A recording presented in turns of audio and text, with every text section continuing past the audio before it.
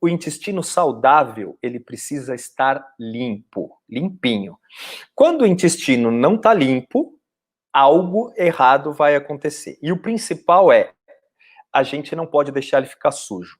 E o que é um intestino sujo? É um intestino cuja parede interna tem uma série de fezes grudadas, uma espécie de cola, né?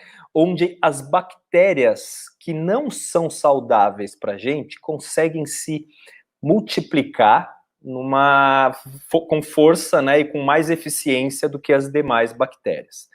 Outra coisa que também pode acontecer é um acúmulo de fezes gerando prisão de ventre e um certo entupimento. Então a gente começa a ter uma membrana interna do intestino, né, que absorve mal os nutrientes. Então a gente começa a ficar não muito bem nutrido.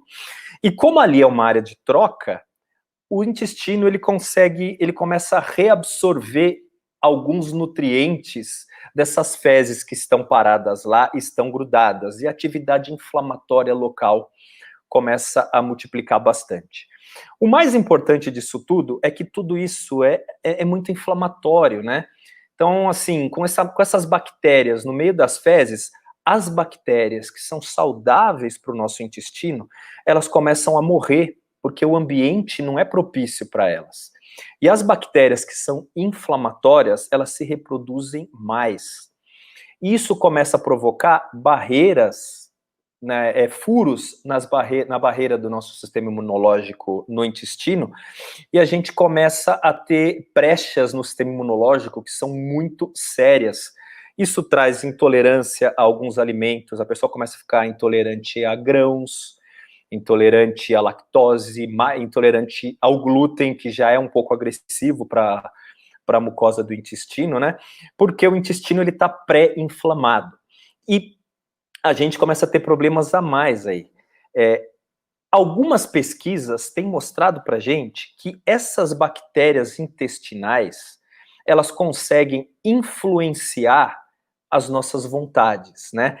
É como se elas pedissem mais comida que elas querem, e elas costumam fermentar muito a comida processada, né, que a gente consome com os conservantes, com açúcar, com gorduras inflamatórias.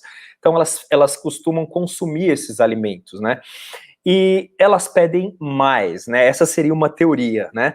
E dentro dessa teoria, o que faz muito sentido é que, junto com a cadeia de neurônios que a gente tem no intestino, que é uma espécie de um cérebro quase autônomo para controlar as nossas vontades e a nossa digestão, conseguem mandar uma mensagem para o cérebro induzindo fome.